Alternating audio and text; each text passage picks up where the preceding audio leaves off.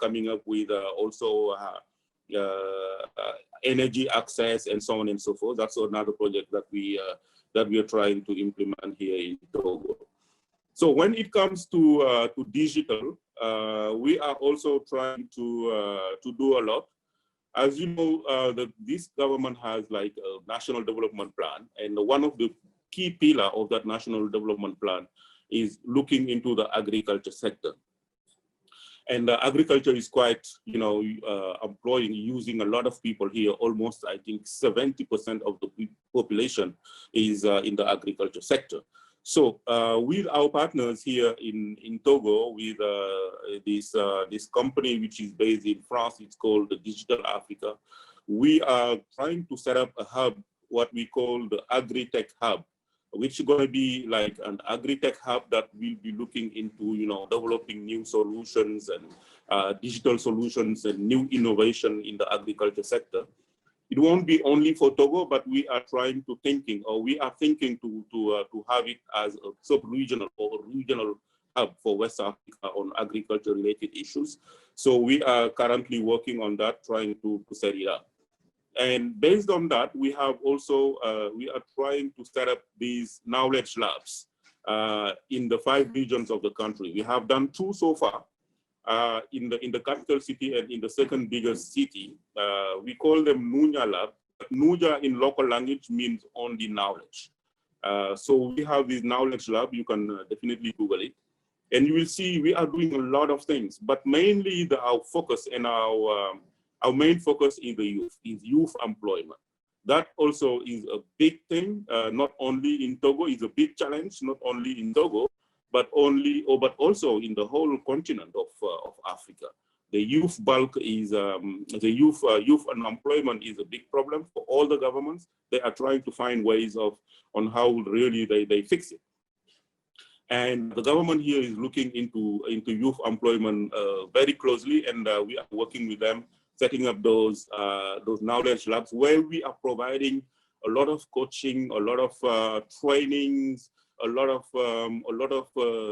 activities for youth when they want to set up their businesses. We give them the coaching, we give them all the facilities for them to be able to run up their businesses and so on and so forth. It has been absolutely very successful so far for the government and for the youth. Now, the president himself has been asking UNDP to open these kind of knowledge hubs in all the 5 regions of the country. One of the key things also what we are doing is social protection, where during the COVID, for example, we have helped the government set up a very fully digital social protection mechanism. It has been called the Novici program. And it has been fully digital. I mean, you go, you register with your phone, and then you get cleared, and then you get transferred every month or every week resources that will help you survive the whole the pandemic. So we are testing a lot of things when it comes to digital and innovation.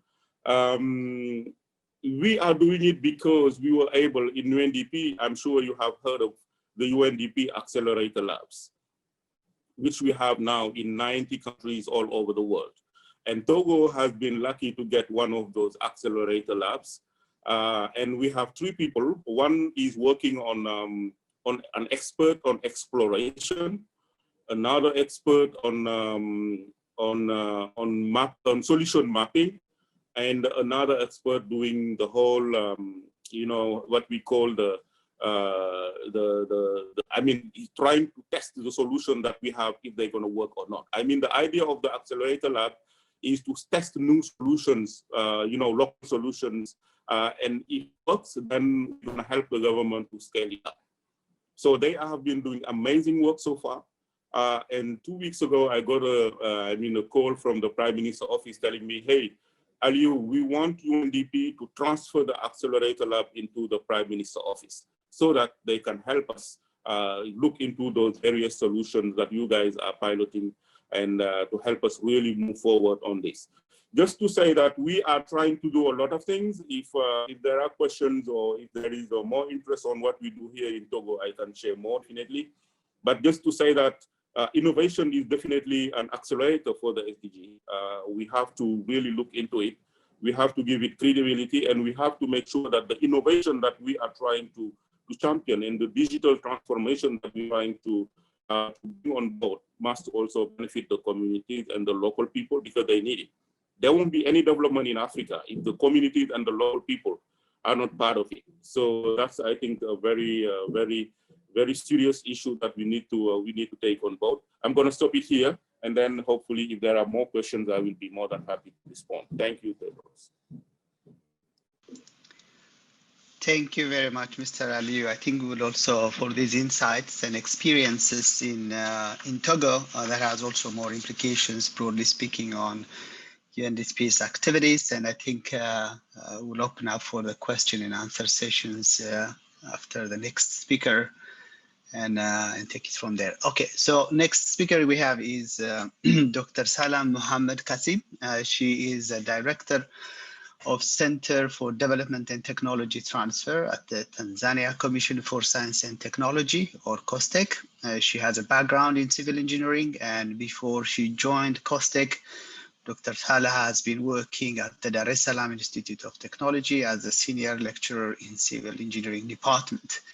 She will share her insights about the initiatives at COSTECH that are of relevance within the Tanzania context, may also have implications for how innovations are promoted and harnessed in the African continent. Along with her, she's also joined with her colleague, Dr. Daniel Bugori, who is working with the Center for the Development and Technology Transfer as well. And he's a CEO of an innovation incubator called Dar Technohoma Business Incubator at COSTECH, Tanzania. So I will now let Dr. Salah, the floor is yours. I believe you have a presentation to share. Please go ahead.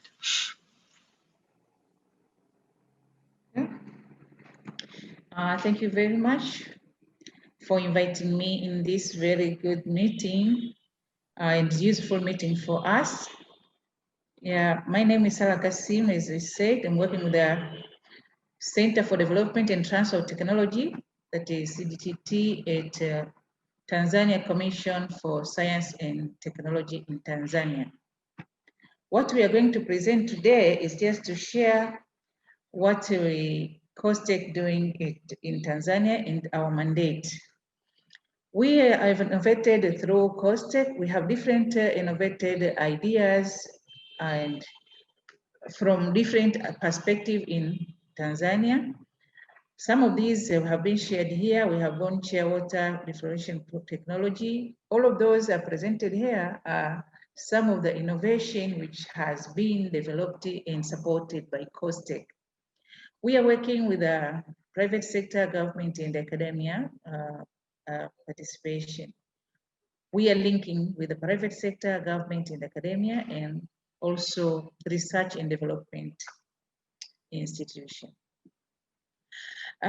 Center for Development and Technology Transfer is established in Act 1986, section number 15. And the key role for this center is responsible for transfer, adaptation, and development of technology, including assessment, choice of imported technology in Tanzania.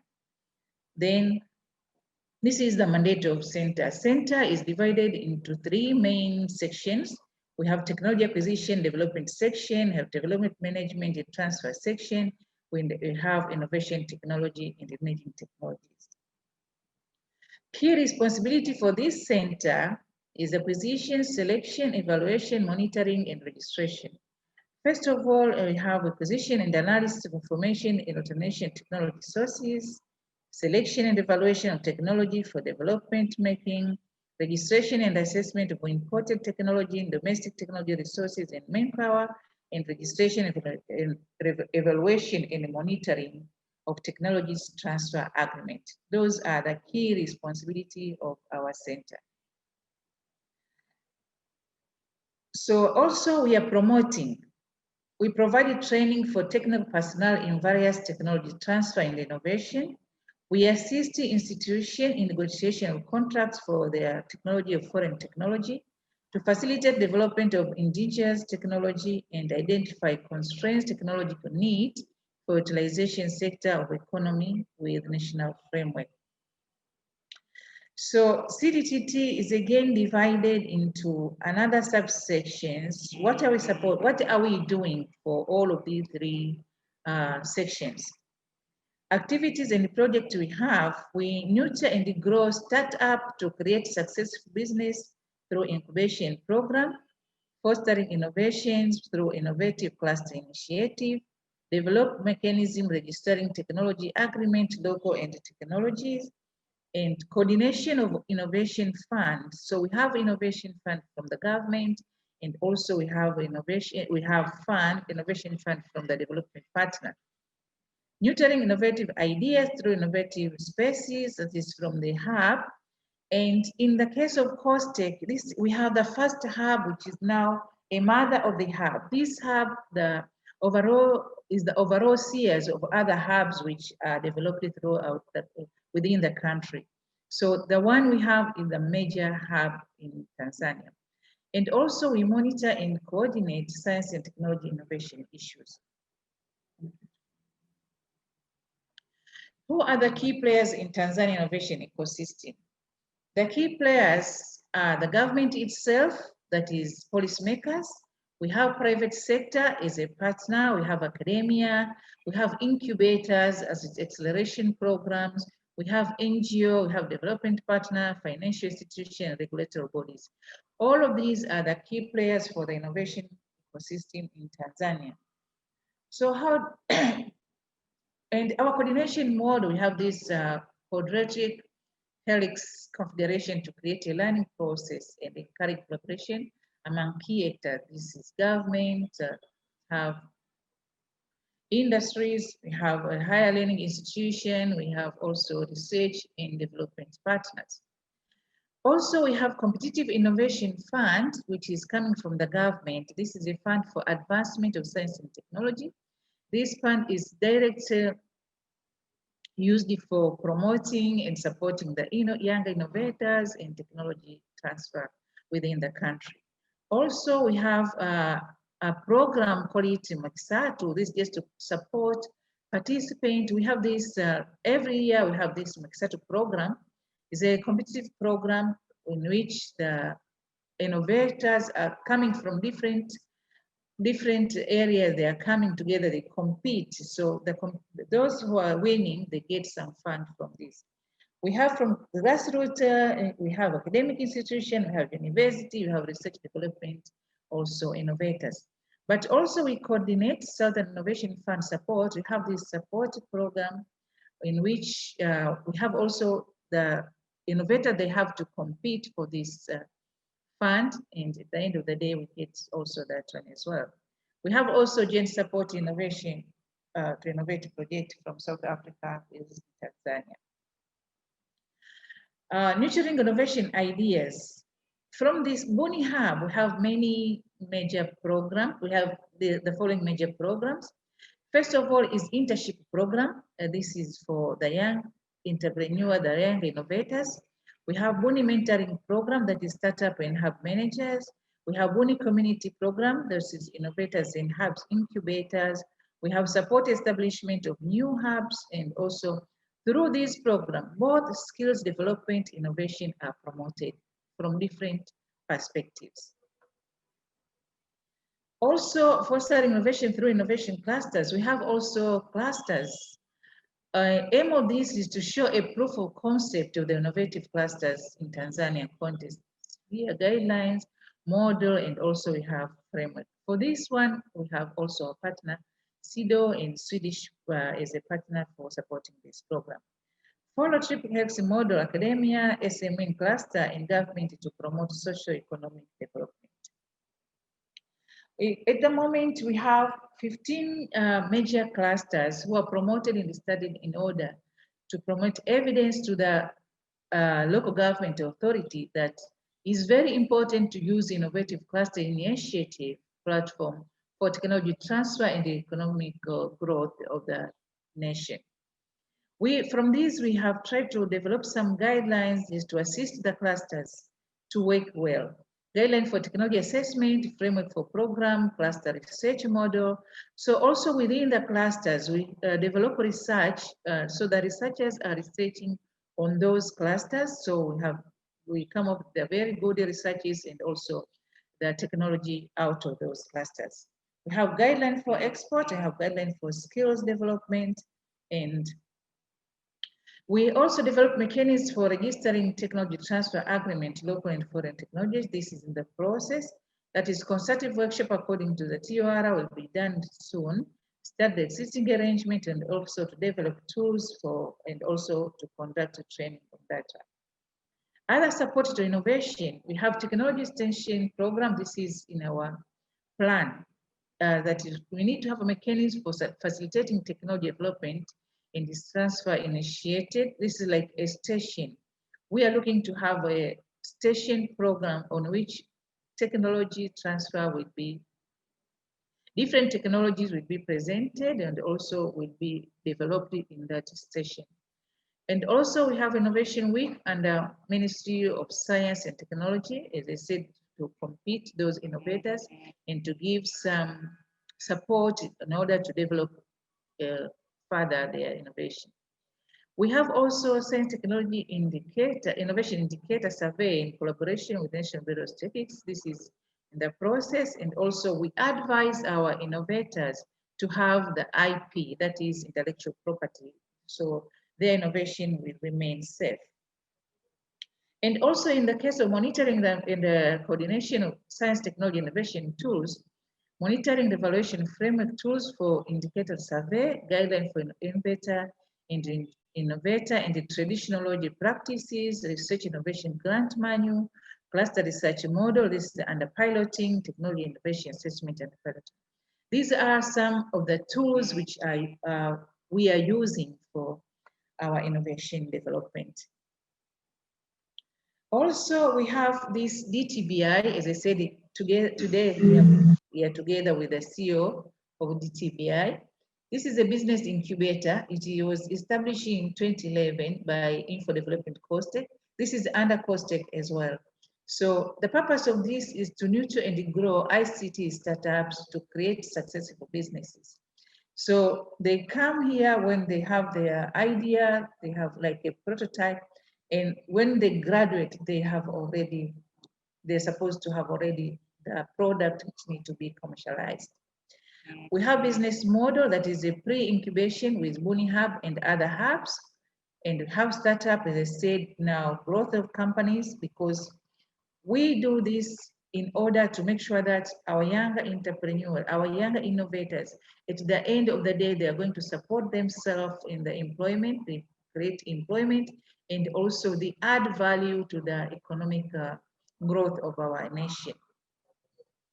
These are just some example of Buni startup from internship from Buni. We have these are already the company which are already in the market and they're working very well. But also we have a number of DTBI startup which have already graduated from COSTECH under our incubator. So these are a number of companies, they're already now starting to work, and some also we have already, now we have also another one which they are still in the process to be graduated in the future. But we have some challenges that in order to support innovation, in order to have, if we think about the increasing of employment from the youth, increasing of supporting of innovation, the number of innovators are coming up again and again every day. They're knocking our door every day. We have this walk-in innovator. They come every day with a new innovation ideas. What they need support. So as some of them, they're supported from the idea. Some of them, they have already idea. They need also to make some prototype, and some of them, they have prototype. They want also to make some minimum viable products. So all of these stages from different aspects, from grassroots innovators, from universities, from research and development institution, they need some fund to add value to the innovation and to grow up to get a product which it has a very viable we very value, and they're supposed to be commercialized to the market. So in this case, we have insufficient commercialization, utilization of the innovation products. So some of them, they graduate, they're looking for funds to get their product to go to the market, but as I said, still we have that insufficient fund to support our innovators. That in general can say that. So, but we have some initiative that we mobilize science and technology fund from different sources, from developed partners, from private sector to support technology development and transfer and innovation, to establish whole of government approach. That is, we have the plan that to have different ministries, because different ministries has different fields in it. So the combination of those, we can have a very good innovation, very good technology to be transferred, to be used for the community. And this will add up the value of our economic growth. So also investment, innovation, and the infrastructure and technology acquisition and transfer technology this is just our plan. And also to strengthen the industry, academia, government linkages. So if they work together, the industry and academia and the government linkage, and also with the public partnership program as well. So these are some partners we have. We have SAIS, that is Connected Hubs. We support our hub. We have HTIF, that is Human Development Innovation Fund. We have Sulish, we have ITA, Research to Knowledge Africa, we have CEDO, we have TEC, TBCF, local government authority, and other partners. So these, they have chipping to assist in some time. Some of them, they have finished their program. Some of them, they are still with us. So we just acknowledge this. It was very useful partners.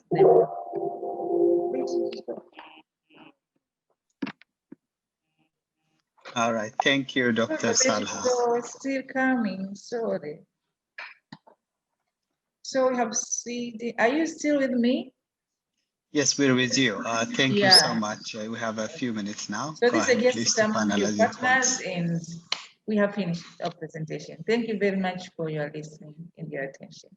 Thank you. Excellent. Thank you so much. That's really very useful insights into the workings of the COSTECH and also some of the initiatives. We have now 4 minutes for question and answer. Already some question we have posed by Joseph, our colleague from in the Vision 2030. The question is directed to you, Dr. Salha. Which organizations takes the lead? It's a very practical question.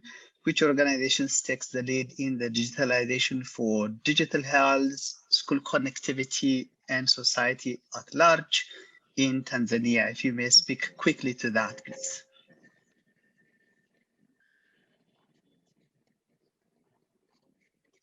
Have you heard my question? Yeah, pardon? Yeah, there is a question directed to you, please. Go ahead. Yeah, we can say that COSTECH is the lead for all of those innovations. All perspectives, from the health, from agriculture, from engineering, from ICT. So we are taking care of all of those innovations at COSTECH. And that is our mandate from the government. Thank you. Any other questions to the audience that you'd like to pose to our presenters? Any questions? Yes. If you raise your hand, I could see who is. If not, perhaps just to relate to while I'm waiting for the questions, back to you, both to the 3 speakers and also Vito. A key question is, I think I'll wait my question a bit, and then we have a question from Anna Breivik. Anna, please. Yes, thank you. I was trying to start. Can you see me? Thank you for some very, very interesting presentations from all the 3 presenters. my question is a bit general. I work for a Norwegian NGO, Strum Foundation. We work among other countries in Tanzania, and our focus is very much in the rural areas, both with job creation and also with the youth employment. And I think you have all touched on a lot of the challenges as well as the opportunities. And I just wanted to hear, and perhaps it's a general question, but what role can NGOs like us play? Because I mean, you've talked about research, you talked about academia, you talked about private sectors, but also that of reaching out to the most rural areas where there are a lot of challenges, both in accessibility, but also in terms of education levels.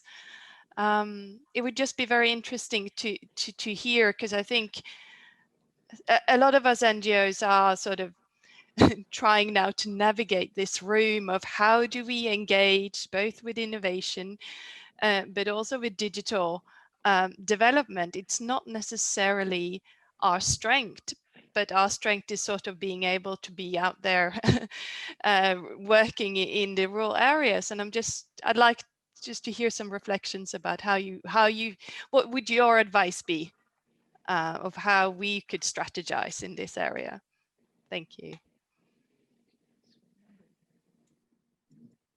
Who may like to speak to that? Mr. Aliyu or Sala or Vito, any one of you can respond to this question.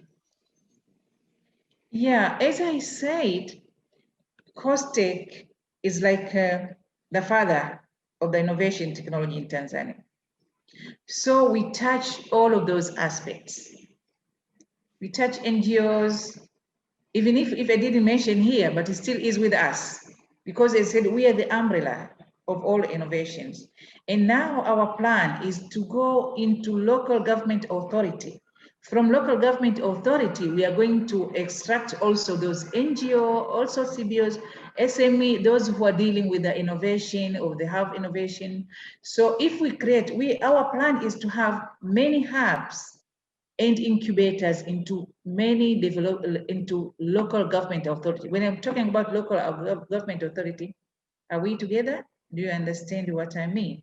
It's like into different areas, yes. Within the region, different regions in Tanzania, our plan is to have those stations. So if there's any innovation coming from NGO, coming from any aspect, we are ready to assist. We are ready to support, and also we're ready to work together with those NGOs and the like. Thank you very much. I think our time is up, but perhaps if and also Mr. Aliyu, please. Yeah, very quickly. I think I concur with my friend from Tanzania. Look, I think the NGOs have a critical role to play here.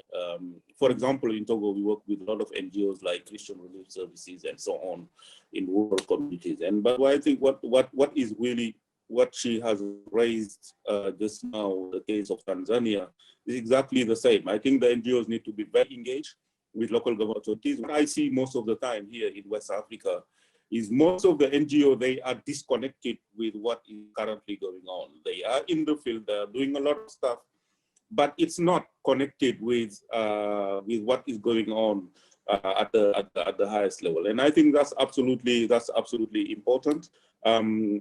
Same, I mean, because for example, in Togo right now, what we are doing is we're doing these communal development plans, these local authorities, local government development plans, for example.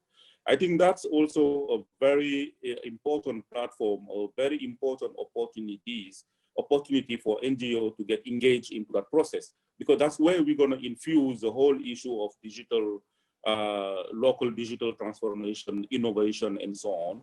Most of the time, it's something that the local government authorities are doing with the central government, with all the partners, but most of the time local NGOs are not part. I think it's an opportunity for NGOs to be part. Thank you.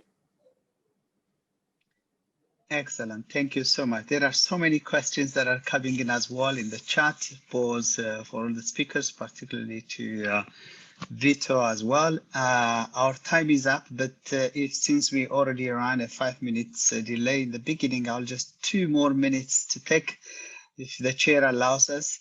And that would be to Vito, and partly related to a question raised by Ilona. Can you please explain or give an example for the role of political and economic factors at the end point for digitalization? Do you have examples of how what is sustainable is good for business? And perhaps also from myself, just to give a final word to Vito, if you could speak about what sort of, you talked about mutual partnership as effective for sustainable innovations and development. To what extent, what sort of mechanism, how do you go about harnessing, mutual partnership? If you could speak, and I will give the final words to you, Vito, please. Okay, I'll be very brief because these are very flashy questions, but thank you for the engagement. So apologies that I won't be able to say much. Okay, on the first question on the political economic factors, very briefly, I can think of 2 that are really key for Global South. Ownership.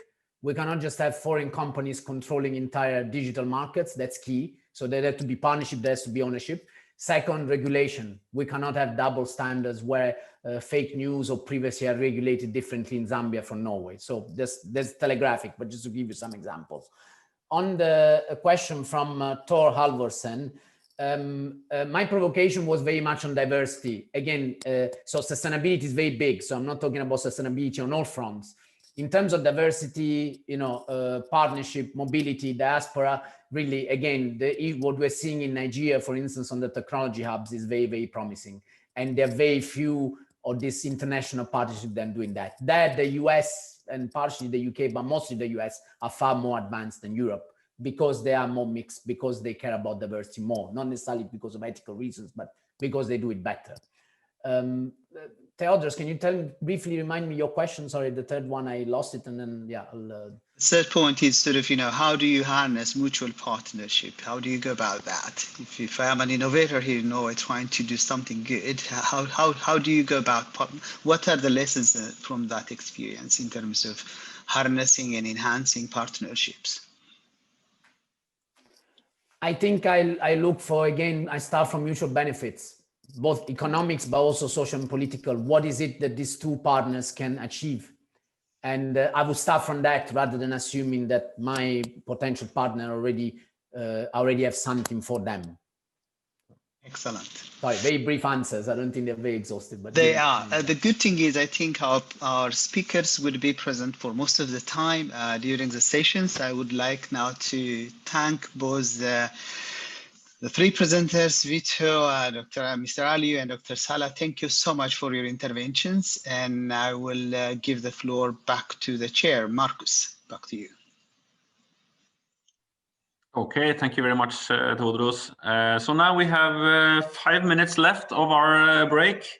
So let's reconvene here at 11:15. So then I'll see you then.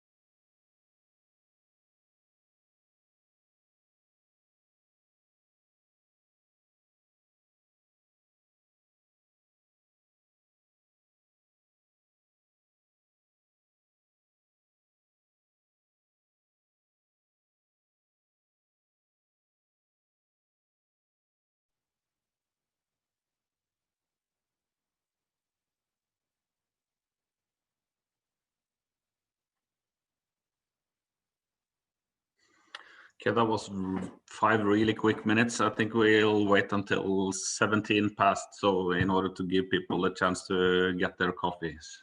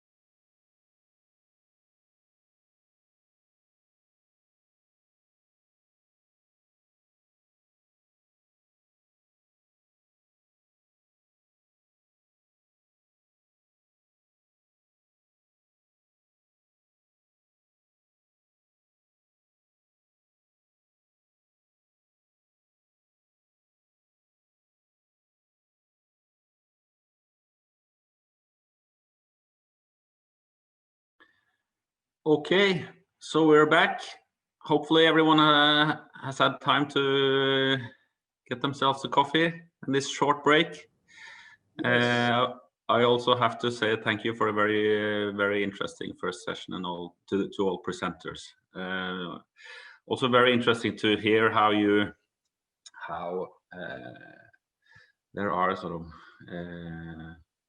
under development solid innovation systems or working with innovation systems on the ground, and it would be also interesting to hear more about whether and how this construction of systems of innovation in different African countries interact with our Western solutions and projects.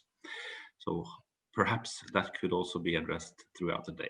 But now we have come to the next session where we'll have some reflections and experiences from the funder side. We have 25 minutes allocated for this slot. So now I'll invite Mimi Dedichen from NORAD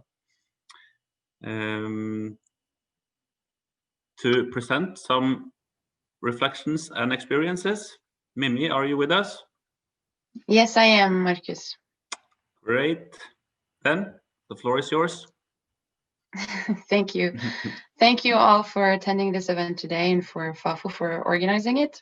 My name is Mimi Dedichen and I work at the Norwegian Agency for Development Cooperation, so NORAD. At NORAD, I work with innovation and more particularly with the Vision 2030 program. And for today, I was asked to reflect briefly upon how the Vision 2030 program fits into NORAD's broader agenda of contributing to sustainable development in the global south. All activities of the Norwegian Agency for Development Cooperation are aimed at attaining the Sustainable Development Goals and reducing poverty on a more general note. And as part of this work, NORAD considers supporting innovation and innovative mechanisms such as Vision 2030 as an efficient way to accelerate the attainment of the Sustainable Development Goals. And there are several elements in the Vision 2030 program that NORAD considers to be essential factors to contribute to sustainable development in the Global South, such as reducing risk for actors in the private sector, building partnerships across sectors and countries, as well as supporting the development of evidence-based solutions through research and development. Thank you.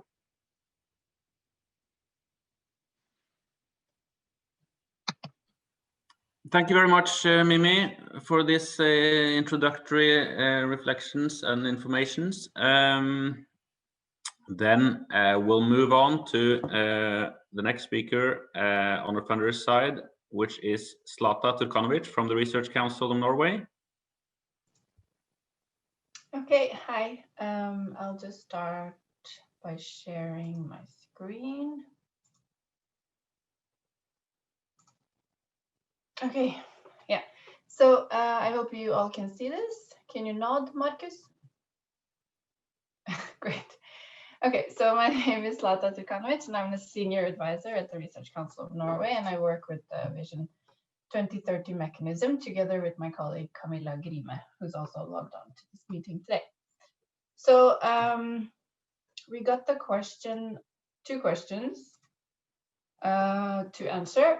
What are some of the lessons about the extent to which the Vision 30 projects are achieving the broader objectives on contributing to development in areas of health, education, job creation, and entrepreneurship? And how do we assess success, and how do we measure success of these projects? So I just want to briefly take you through the history of the Vision 2030 mechanism, because it's been 4 years, almost 5 years, since we had the first call for these types of projects. It was a two-step process where we asked for outlines in 2015 and full proposals in 2016. We asked for innovation projects, and we also asked for formative dialogue research project. The objectives of this call were based on SDG 3 and SDG 4. And I just want to remind people that even though the SDGs seem to be all encompassing right now, in 2015, they had just been decided on. So this was quite sort of an innovative way of dealing with the SDGs then. So the goals were in the call based on SDG 3 and SDG 4, and we sort of broke them down to increased enrollment and reduction in dropout, improved learning outcomes in primary, lower and or upper secondary school, increased job creation and lifelong learning through digital access, and improved health of women, children, and especially youth. And some of these goals come with sub-goals, and they were also sort of divided between us and Innovation Norway. So we ended up funding projects for 67 million Norwegian kroner. They were 4 innovation projects that are listed on the right-hand side of the slide, and 1 formative dialogue research project, which is listed on the left-hand side. And I will send the presentation to Tevodros and Anne, and they can send it out to you, and you can go in here and click on the links, and you'll come directly to the pages of the projects. So just quickly about the formative dialogue research project, their aim is to, they follow both the projects funded by the Research Council of Norway and projects funded by Innovation Norway. They have 2 main objectives. They sort of easily said, they are supposed to follow and provide input to the projects while they're progressing, and the projects are being implemented in the local context. And at the same time, it is a learning process with continuous interactions and dialogue with the innovation project implementers and policymakers planners. That means the Research Council of Norway, NORAD, and Innovation Norway. And it's geared towards developing knowledge relevant for the implementation, scalability, and sustainability of the projects. So when we received the proposals for these projects, we used 4 criteria to assess them. They were relevance to the call, what level of innovation they were set at, and if they were easily implementable, and what their impact was supposed to be. So we had a broad definition of innovation. We were not only looking for new products and technology, but we were also looking for new ways of organizing services, for example, both in the health and education sector. So the projects needed to have a larger impact on many parts of the society, and they were also supposed to contribute to economic growth and development. Just briefly on how we assess, or how the Research Council of Norway looks at innovation. So the Research Council of Norway is a funding organization that funds all types of research and innovation up to commercialization. So we were looking for a mechanism for innovation around societal challenges.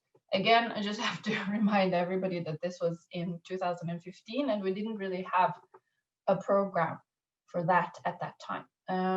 So we have a lot of programs for innovation in the private and public sector in Norway, but we didn't really have a mechanism on a global scale. And Vision 2030 has been a pilot for us as well, and it was an attempt to do something new and make new connections. And the 4 projects that we funded, we emphasized innovation and impact. And on the right-hand side, you can see how we define the criteria for impact and the expected impacts on the society and the challenges being addressed in the proposals. And our ambition is that this mechanism will try out solutions to challenges directly, and that the projects must have a concrete effect in the communities that they're in, and they also have to prove scalability. And the grand societal challenges, and especially in health and education, they raise an extensive need for knowledge. And if these are to be solved, the Research Council believes that a larger share of our projects need to have a clear impact and benefit effect in the areas that they're studying. So the reason that we also funded the Formative Research Dialogue project is that we want to draw on the experiences from the projects as they're progressing. And that will help us in developing other programs at the Research Council. And just lastly, there hasn't been a lot of collaboration between researchers and NGOs in other projects funded by the Research Council. So the aim here was also to create a closer collaboration between NGOs and researchers from start to finish of projects. So I'll just go try to answer this. How are the projects contributing to development in health, education, job creation, and entrepreneurship project by project? And these results are taken from the reporting that the projects have done to the Research Council of Norway and some of their publications. So I'll start with the health and education projects. And the reason I say health and education is that when these projects were assessed, the independent expert panel assessed that they would make the most impact in health and education areas.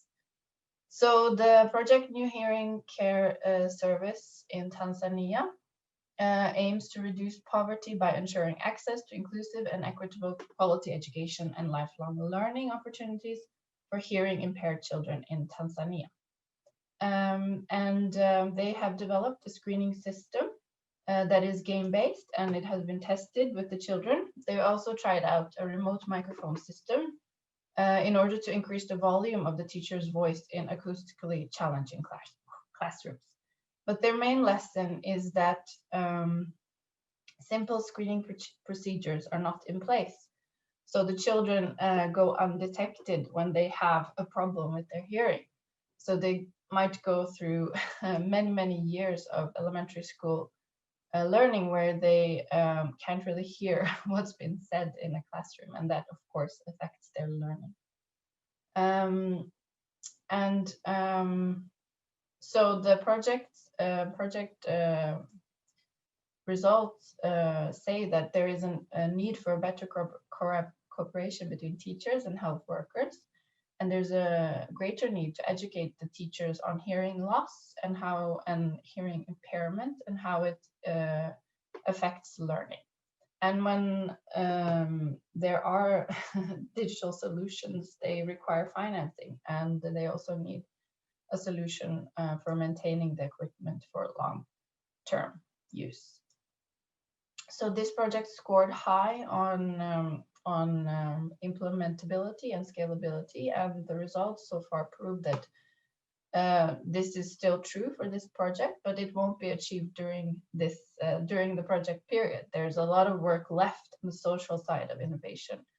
And the questions are, can countries create better connections between the health services and the schools and put in place simple screening procedures to detect children that have some sort of impairment? And are countries willing to make the investments in the technology developed by this project or any other project? So the next project is on site, and it's called Securing Education for Children in Tanzania, and it aims to increase the reading skills of students. And yeah? I'm sorry, but looking at the time and our schedule, I'm afraid we don't have time to go through all the projects. Okay, yeah, I'll just... So if you are able to make this quick, yeah, that would be great. Okay. Thank you. Yeah, I'll just go to the this one.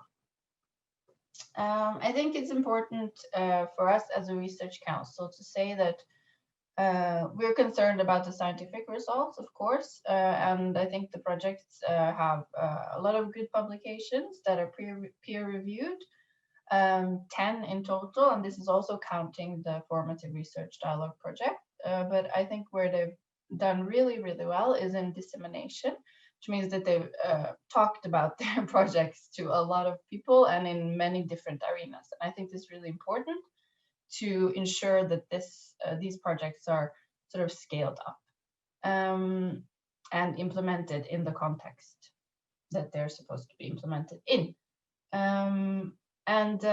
Just to mention that societal impact and implementation and scalability is something that the Research Council as a whole has taken into their way of assessing projects now. So that's a separate criteria for projects that are looking for funding from the Research Council. So I think this has been some of the contribution that the Vision 2030 mechanism has given to the Research Council, that we're trying to assess projects for impact, both societal and academic. I think, but for these projects, scalability and implementability are, it depends on a lot of factors, mostly time. But what is really important and here is that these projects are giving us, what they bring to the table is that these interventions are evidence-based. If we are to achieve the SDGs with the aid of science, and it's really crucial, but we need to know better what interventions have a proven effect. And as Professor Vito said, it's really important to have equitable partnerships. The approaches and the problems that we need to handle in order to achieve the SDGs, they need to be handled by the people that are experiencing them. That means the people, the researchers, and governments in low and lower middle income countries. And the principle of equitable partnerships is very important at the Research Council, and it's important in these projects, and that's something that we are putting more and more weight on in future funding projects at the Research Council. So thank you. I'm sorry for taking up way too much of this time, but I'm happy to answer any questions that you have. Thank you. Thank you very much, Zlata. And then we'll move over to Innovation Norway and Vidar Ellingsen and Eli Breie Munkelien. Thank you, Marcus. So my name is Vidar Ellingsen. I work as the program manager in Innovation Norway for the Vision 2030 program, and Innovation Norway then, as earlier stated, together with the Norwegian Refugee Council, is the implementing partner of this NORAD funded program. I'll share my screen, so just give me a nod, Marcus, if you can see it. You can see my screen? Yeah, yep, looks Very good. So I've also been asked from Innovation Norway to give the funders perspectives and lessons on contributions of Vision 2030 to sustainable development.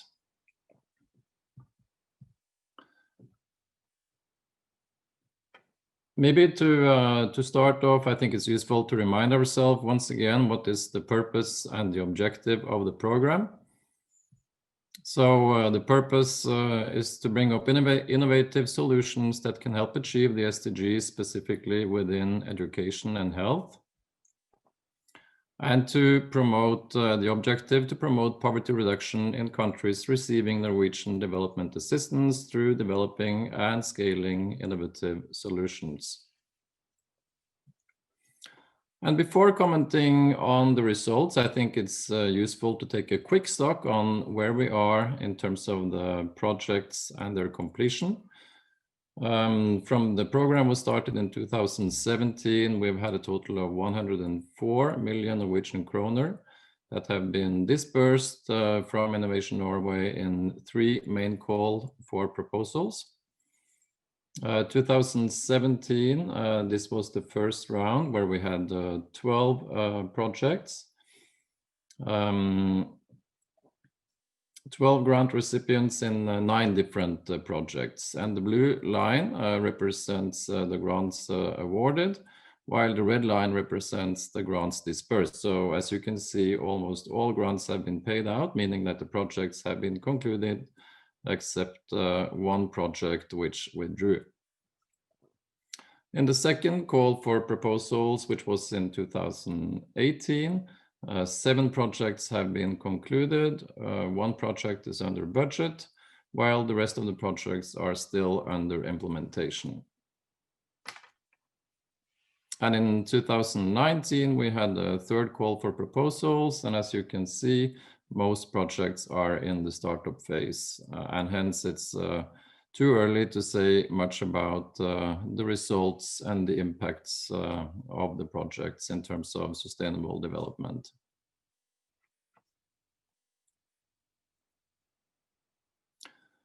And then in terms of the contributions to the Vision 2030 objectives, first of all projects report that funding and support from NORAD and Innovation Norway contributes with risk reduction in demanding markets. And this is a question about additionality and to what extent the projects would have been carried out without governmental aid. And the majority of the projects reports that it would not have taken place if it was not for Vision 2030. Furthermore, the majority of the projects have concluded successfully.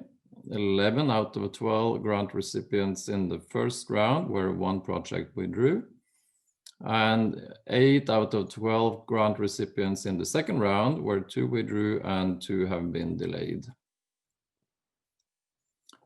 All concluded projects report that they have been able to carry out most of their project activities with innovation projects successfully implemented.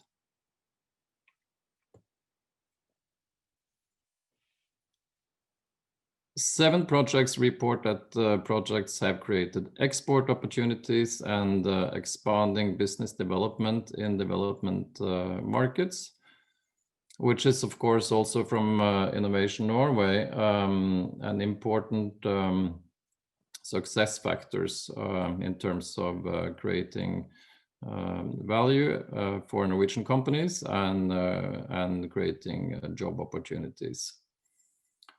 I think it's also important to note that several projects experienced delays and challenges lately due to the pandemic and the corona situation.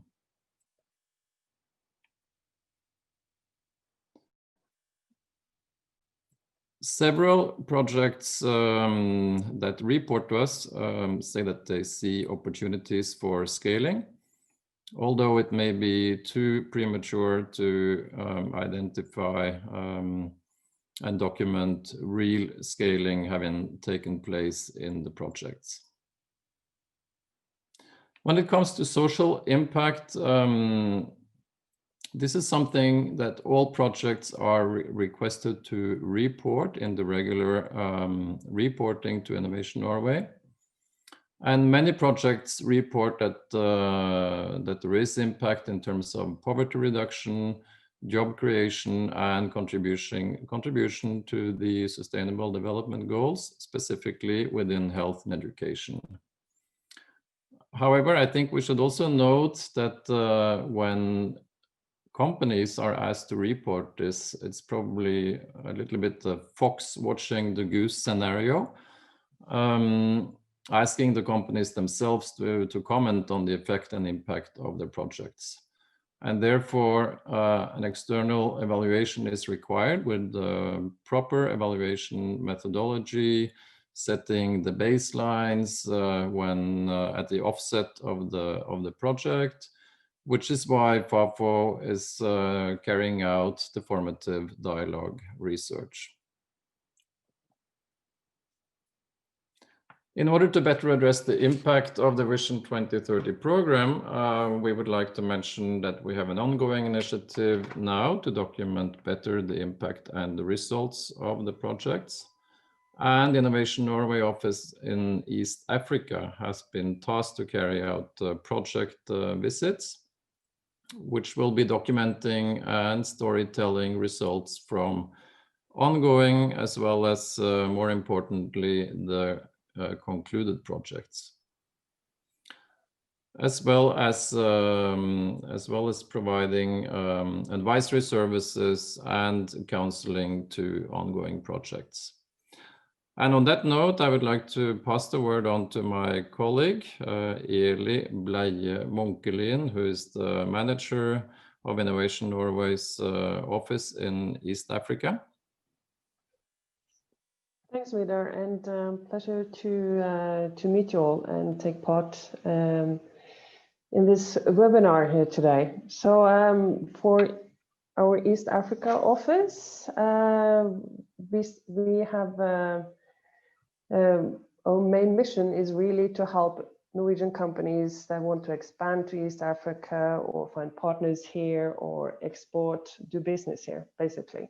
But in addition to that, we have other specific assignments, also the ones that are connected to NORAD. So both one scheme that is called Enterprise Development for Jobs, and this one, Vision 2030, which we're very happy to be engaging in. So as Vidar said, we will do some follow-up of the projects that have been implemented or are under implementation here in East Africa. And our goal is really threefold. So first of all is to support the projects. The project owners, do they have challenges of any kind? Are they ready to scale? Do they need support with regard to scaling? Do they lack market information or contacts, that sort of thing? The second one is to have a special focus on supporting the project owners with regard to identify risks linked to sustainability and the UN Guiding Principles for Business and Human Rights. And again, our mission is really to support the project owners, the partners, and make sure that the we maximize the success of the project. And then thirdly, it's to tell the story. As far as we've seen, there is so much potential here in telling good stories from these projects and how they contribute positively to the SDGs. So we're really looking forward to get going on that. The first start of the project was this week, so we'll be rolling it out also first quarter of next year. So I'm looking forward to that. I think that's it from me. Back to you, Vidar.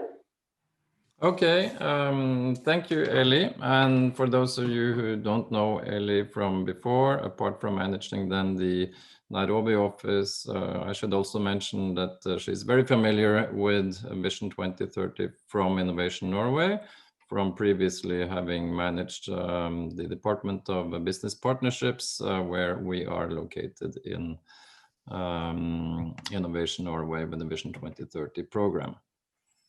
So we also look forward to the storytelling and the support that you will provide from the Nairobi office, Eli. Before we conclude, I just want quickly to remind everyone that I'll just share my screen again. There we go. That the COVID-19 call for proposals is still open. It has been on for some time, but you're still welcome to submit your proposals. This is specifically within health. And then I'm also very happy to announce that as of today, actually, we have received a new grant letter from NORAD, and we will, before the end of the year, be putting out a new call for proposals, which is also addressing the challenges of the pandemic situation, but this time specifically addressing challenges in the area of education. So it's a grant, a call for proposal with a total of 20 million Norwegian kroner. And we will be getting back with more details. This is the Norwegian text, but you will see the call for the criteria for the call for proposals here. Vidar? Yes, I have to be a strict moderator. Yes, you are strict moderating. Thank you, Marcus. And I'm done with that. I just wanted to say that the call will be announced on the Innovation Norway homepage, and we welcome to see your proposals. Thank you, Marcus. Thank you very much, Vidar and Eli, and apologies for interrupting you. We are some minutes behind schedule, so we'll move on to some experiences from the projects, 2 projects before lunch. And since we are slightly behind schedule, I would ask you to try to be quick. And also Tone from SINTEF, as Zlata has already presented some of your project, I guess that could hopefully legitimize you also being a bit quicker than initially planned for. But while Tone is preparing, I would just like to briefly pose a question to all funders that you could reply to in the chat.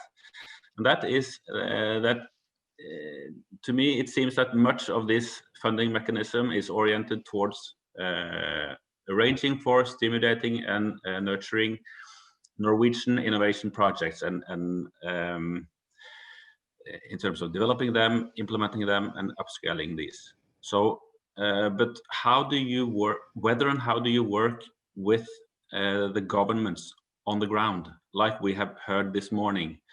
Whether and how do you have contact with policymakers and cluster initiatives in local innovation systems to sort of bridge the Norwegian initiatives and Norwegian projects with the governments and policy programs on the ground?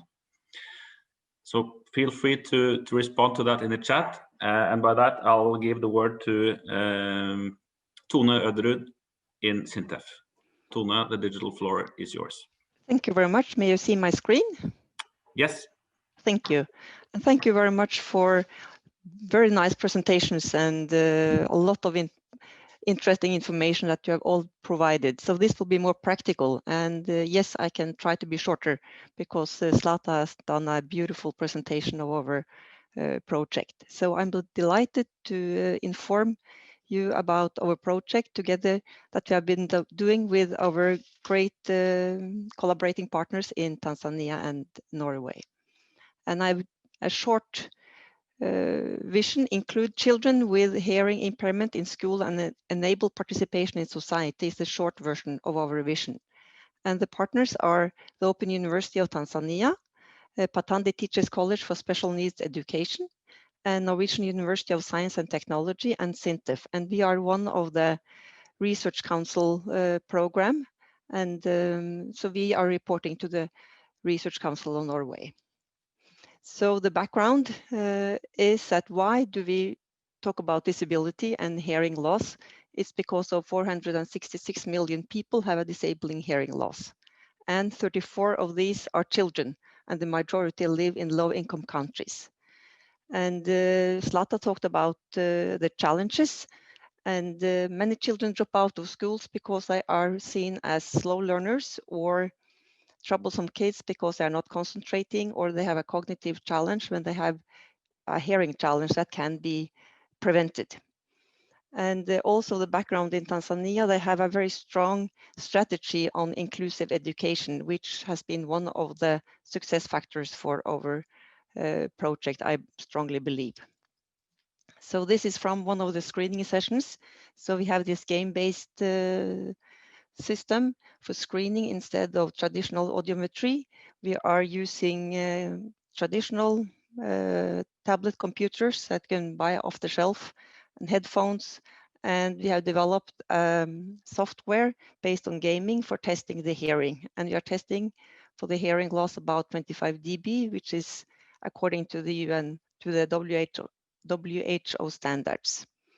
And the screening is automatic and can be performed in the class by teachers or special teachers with some, of course, they need to be trained in how to perform, but they don't need to have special training in performing a hearing test, and it can be done in school. So that is the key to this project. It can be done where the children are. You don't have to go to specialized centers in order to do the screening. And it's not a full hearing test, it's a screening to identify who has a challenge or not.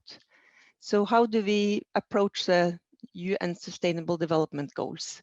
That has been in our forefront of our head and development all the time. And we also comply with the UN Convention of the Rights of Persons with Disabilities and leaving no one behind, which we have heard mentioned today. And we also strongly believing nothing about us without us. So we started out addressing Sustainable Development Goal number 4 on quality education and number 3 on good health and well-being. But when you're dealing with disability, we also are dealing with UN, the SDG number 10 on reduce inequalities. And also we cannot reduce poverty if you're not taking into account that a lot of people have a disability and they are the poorest. Statistically, they are the poorest in our society. And if you're going to fight poverty, we need to address disability issues.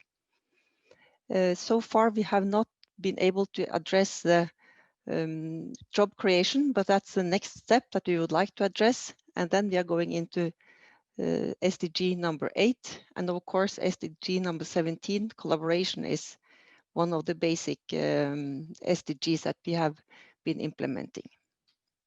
So why, what is our experience from our project? And I think our approach has been one of the success factors. We didn't come with a ready-made product from the north to the south. We came with some ideas and we merged and collaborated with our collaborating partners. And they, of course, the local stakeholders in Tanzania is the best one to tell how to implement the project and what is needed. So we came with some concepts and we gained insight together. We developed some prototypes and we evaluated them, and we did some more changing, and we did a couple of rounds in this iterative development process, which I think is one of the key factors when you're doing innovation in different contexts. And of course, all the stakeholders need to be included, the ministries, on local and national level, academia, and also we include special teachers, school teachers in primary school, ear, nose and throat professionals, parent organizations, and of course the children, who are one of the main stakeholders. So this iterative process, we believe, is a good method for research-based innovation. So just a photo from the testing at the Patandi Teachers College, and the testing with the tutors and also with the students at special needs education. And again, the feedback from the children was one of the key elements in our project. So their feedback has been guiding our development, because they are the true users that are going to be using the testing procedures. So again, one of the key factors, I believe, for success in this project is to have a clearly defined strategy towards the sustainable development goals. And you have to align with the governmental strategies. And particularly in our case, it was inclusive education, which is a main strategy in Tanzania. The stakeholder involvement in all levels, national, regional, local, individual levels, and also the innovative process and the human-centered design. And also the support. I would like to say thank you to the support from all the collaborating partners in the Vision 2030 program. Not just the partners in our project, but the other partners, the discussions, and also the support that we could get from the funding agencies, from the Norwegian Research Council, and also from FAFO and their collaborating partners has been very valuable. And also the flexibility, because when you're dealing with innovation, you have to have a plan, yes, but you have also to be flexible to implement it. And in our case, we have been shifting from not so much technology innovation that we had planned for, but more innovation in the service line, and providing collaboration with health and the health sector and the educational sector. The challenges we have foreseen is that for innovative services, 2 to 4 years might not be enough time.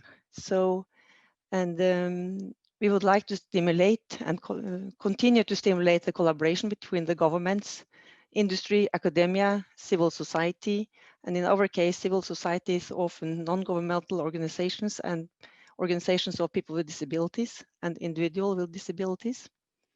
And we would like to continue creating jobs, particularly for people with disabilities. And as we have heard before, COSTECH is one of the stakeholders when you're going to create a job. So we need the follow-up, and that's again, need for resources. I'm not crying for resources, but it's a reality that resources is needed in order to continue. Thank you very much for your attention. Thank you very much, Tone. We don't have time for joint questions now, but please feel free to post questions in the chat. And with that, I'll leave the word to Jan Martin Hunderi from Prieren, who is now granted the honorable post of giving the last presentation before lunch. So please. Yeah. Hello to everybody, and thank you for letting me have the chance to tell a bit about our work in this webinar. And also thank you for the support from the Vision 2030. And really, without that, there's no chance we would have been where we are today. It was crucial in making things happen. What we were funded for was digital mobile conditional cash transfer for young mothers. It was a two-phase project. The first one was to build the general infrastructure for health insurance programs on a conditional and case basis, and thereafter to expand it into supporting young women before they deliver and after they deliver, and then monitoring the progress on how they actually use the health services for exactly that. What we have done in the first phase that is funded is that we have built the infrastructure to add also payments to young women going to the hospital, not to the doctor before and after giving birth. The general technology for that, but we have not been able to build a facility to do conditional cash transfer for women going to the doctor before the giving birth or after. But what we have done is that we have built an environment where we have now we have 7,400 customers in the system. We see that in the initial phase of our work, 1/3 of the payouts we did to customers were young mothers delivering at the hospital. And that we're really pleased with. We've seen lately when we have expanded into also the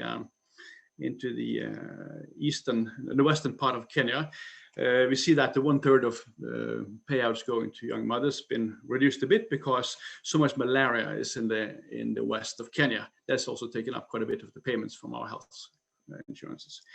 What I'd like to do is to just tell what data-driven finance is doing. And data-driven finance is the company performing the work of Brian on the ground.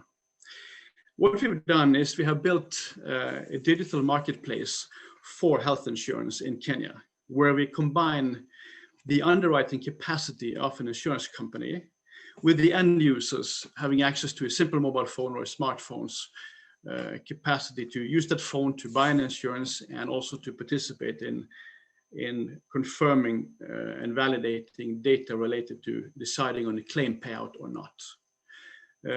So what we've been doing is to build basically a marketplace for insurances in a very generic way, in the sense that what we have built is really a health insurance marketplace for a country. It's built on technologies that are reusable in any countries, actually, as long as the customers do have a mobile phone and access to mobile money. So the intention of the company from the start was doing exactly that. That was to set up an infrastructure. We really are a bit on SDG 17, I think, because we are building, we work closely with partners. We work with the Insurance Regulatory Authority, we work with insurance companies, we work with NGOs, like right now we have more than 200 trainers of saving groups that are linked to Catholic Relief Services that are training saving groups on how to buy insurance and how to claim an insurance and how to use the digital tools we have on the phone. Yeah. So today, what we provide for young mothers under this project here, and also for other people with health insurance with us, is that for as little as $1.2 a year, they can buy an insurance. And if they are hospitalized from day 3 onwards, including 15 days, they will get $5 a day payout. And if they should die, they will get $90. It's extremely low as both insurance premiums and payouts, but it actually is working well on the ground.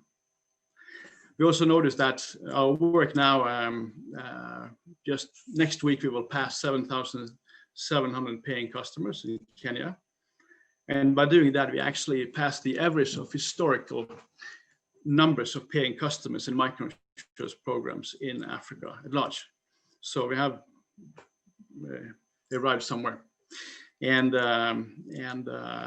right now we are working a lot on extending the training of our trainers and training of our customers through implementing e-learning systems.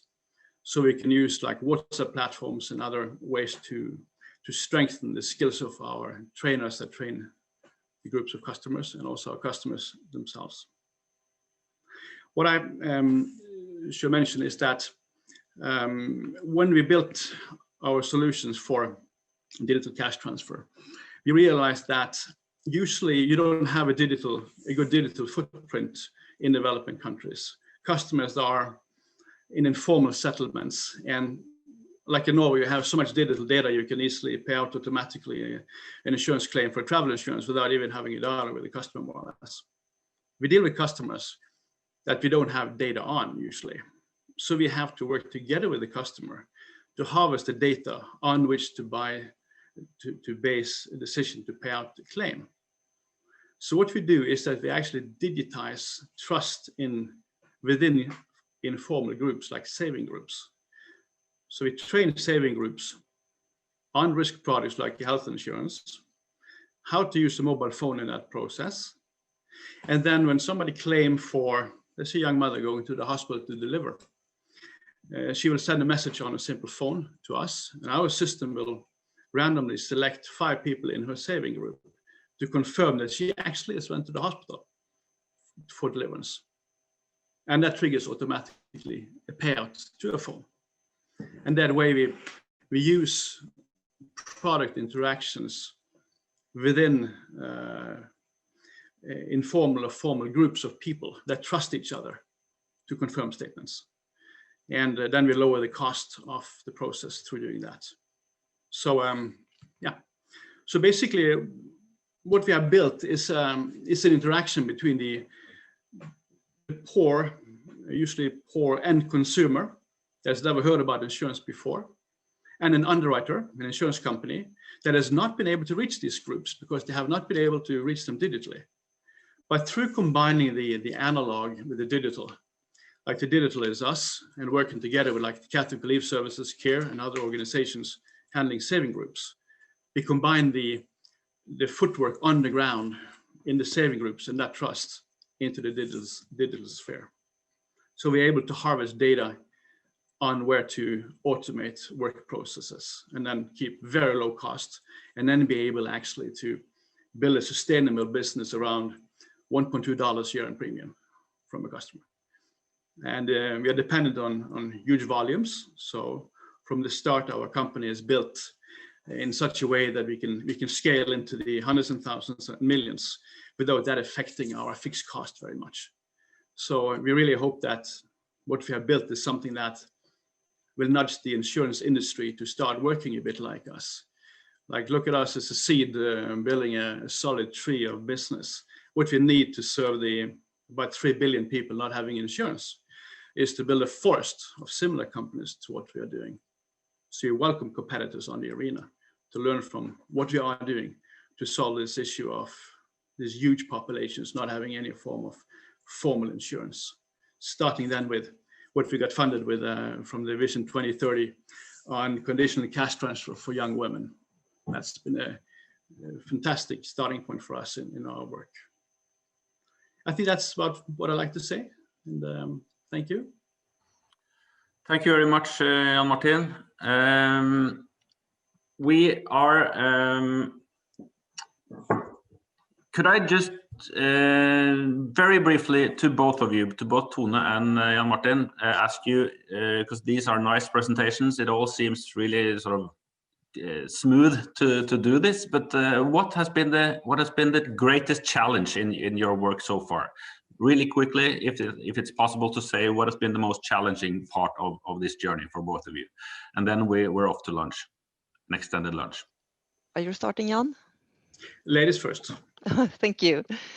I'm not quite sure it has been really major challenges. It has just been hard work and putting all the bits and pieces together. But I think the main challenges in the future will be to have a good collaboration between 2 ministries and civil society and academia and the individuals. So I think bringing together ministry dealing with health and Ministry of Education, Science and Technology, and get them to work hand in hand will be the main challenge in the future, and have the innovation there. Not the technology innovation is not the most complex. It's the service delivery innovation which is the most time consuming and interesting.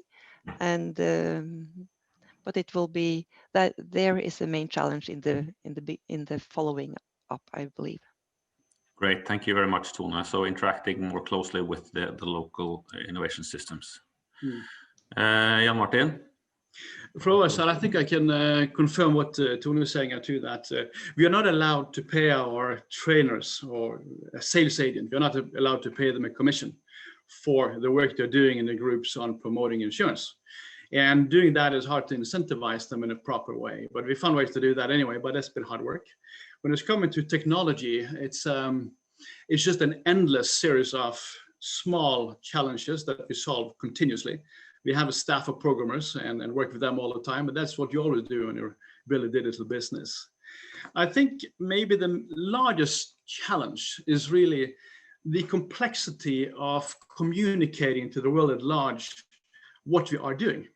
And what I usually say to kind of make it simple, that is, if you look at Airbnb and Uber, you look at somebody in industries that totally changed their industries.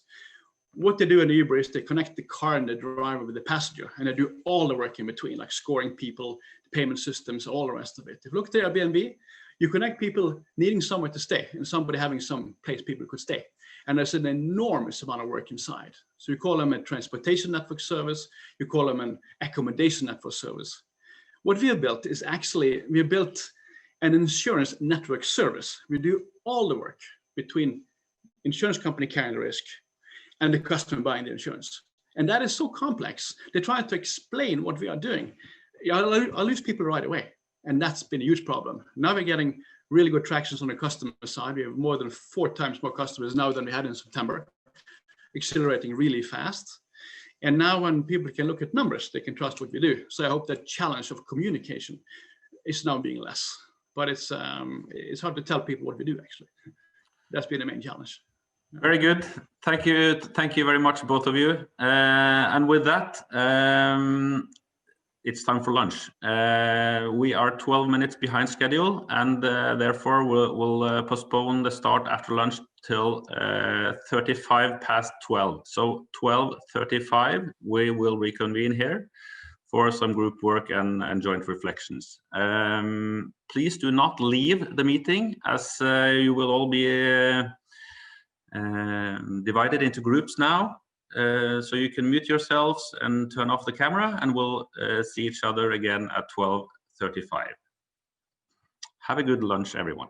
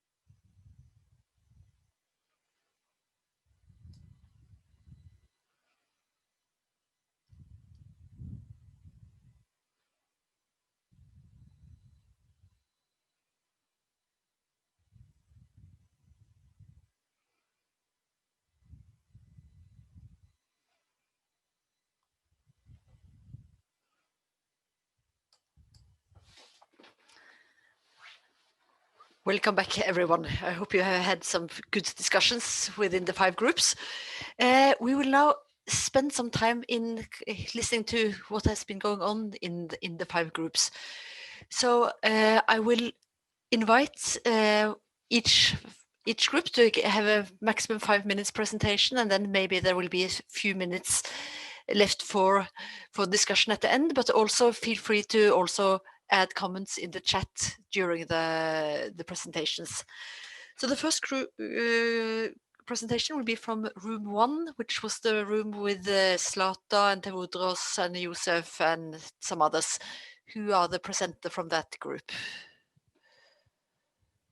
Yeah, they threw the new guy into the ring there. This is Marcus. Hey, if I'd known, I would have shaved off this mustache yesterday and not today. All right, we were 4 projects there. It was Bright Products and Digital Inclusion, and there was digital knowledge trains, and then securing education for children in Tanzania. There was some commonalities we found in the discussions, and before going into any specifics, we can say that almost everyone felt very resonant with the first speaker today, Vito Laterza, and talked about how the digital, how the local partners was a very key success factor in all of the 4 projects we were representing. A good commercial partner was either a success factor or it was something that everyone thinks would have benefited the project. When it comes to the first question concretely, which of the broader goals the projects have been feeling that they have successfully contributed to. Many of our projects said entrepreneurship, local entrepreneurship. That was one of the key factors, and that even though some of the project had not successfully become a business that was returning investment and rolling by itself yet, there was a lot of local entrepreneurship that seems promising, that has been sparked from the projects. Try to keep an eye on the clock. I think I've used about 3 minutes, so I'll use 2 more. We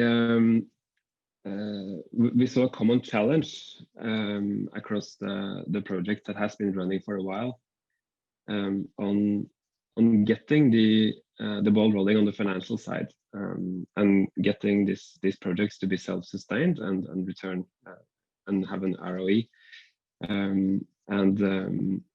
There was some comments that this is an area where our projects are hoping for a little bit more support, maybe from this community, perhaps, and it could be interesting with some help on this from from Innovation Norway and NORAD and all the actors with some experience here.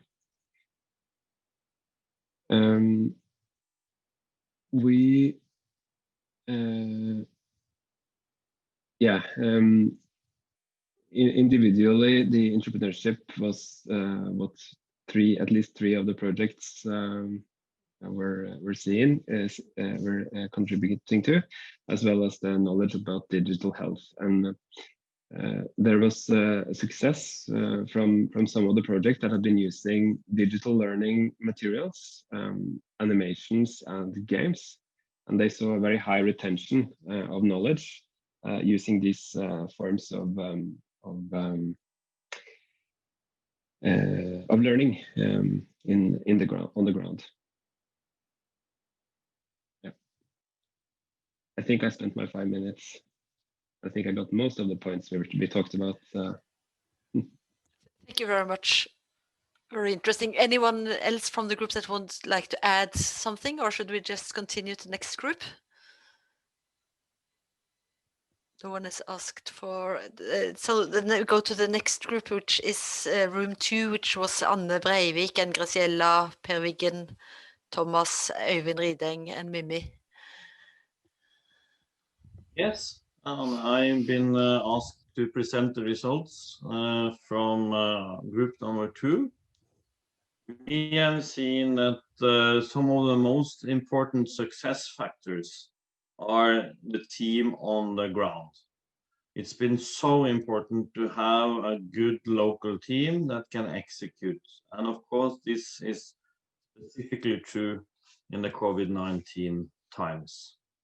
In addition to that, we really see that the strength of the partnership is so important, that you are moving like one body towards the project goals.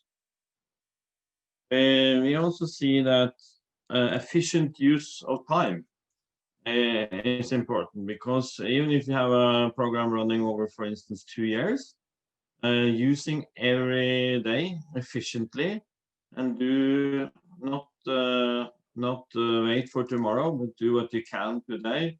It's important, because there are always delays, especially from third parties, meaning that it is difficult to get all of this together into a successful project. So if you start at high speed from day number 1, you have a better chance of success. We also want to thank the donor here for flexibility. At least one of the partners or participants reported that has been very important to get understanding for changes in the environment and thus changes in the program. If we then move to the challenges, we have the COVID-19, and that's obvious. A main feedback from several of the participants is lack of money as a big showstopper. And also that these days, several of the participants spend quite a lot of time on writing different applications to get funding, and that's challenging when most of the focus could have been used on moving the project forward. Another challenge, or that's more a question, maybe to Innovation Norway, is that we are all really eager then to scale when we see that the solutions are good. It would be really good to understand more about how, especially Innovation Norway, is thinking there regarding scaling the best ideas, because several of the members of the group were asking about that, because that was also a main topic on the last meeting, if we remember correct.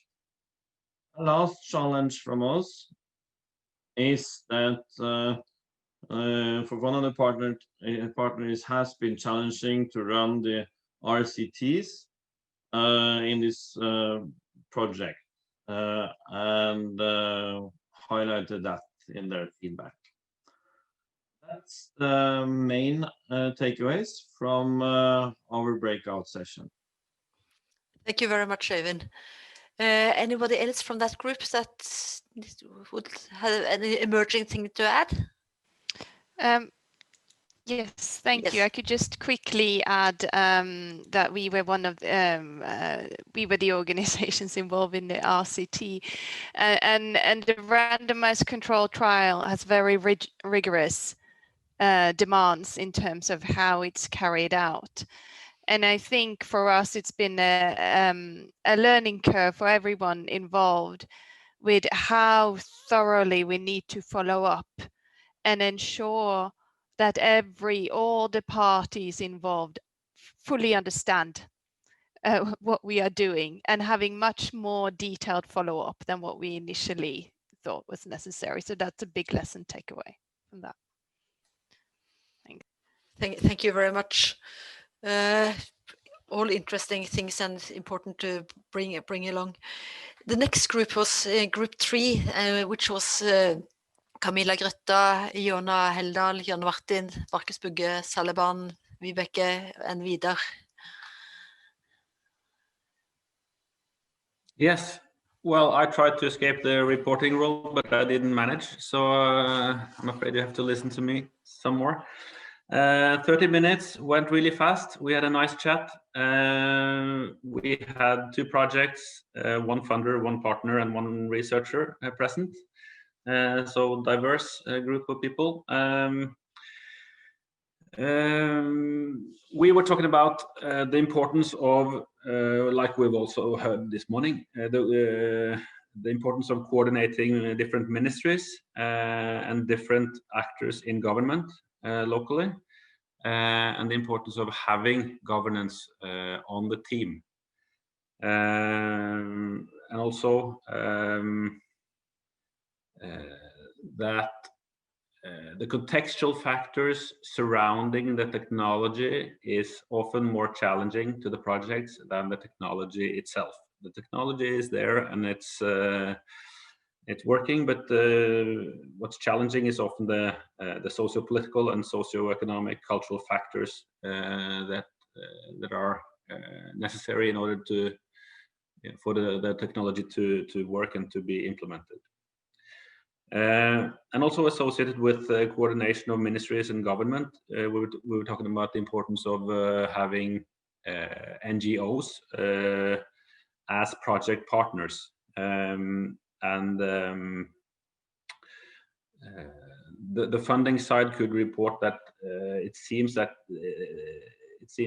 it is a success factor also that to have NGOs in the project teams. That those projects seem to be more easily invited to the government's tables, which also then led us to discuss whether it is possible for the funding mechanism itself to be thinking about. And that was, I have to admit, that was my input or suggestion. If we could talk about another layer in the funding mechanism that sort of arranges for coordination and identification of local demands prior to the funding of Norwegian or Western projects, so that one could sort of ensure a local demand for the solutions that are brought up or presented, which would also help facilitate and make easier the selling part and the implementation part and the upscaling part. If this is something that is already sort of articulated, this is something we need, this is the direction we're moving in, we need this solution. That said, it's still not going to be easy. This is hard work anyway.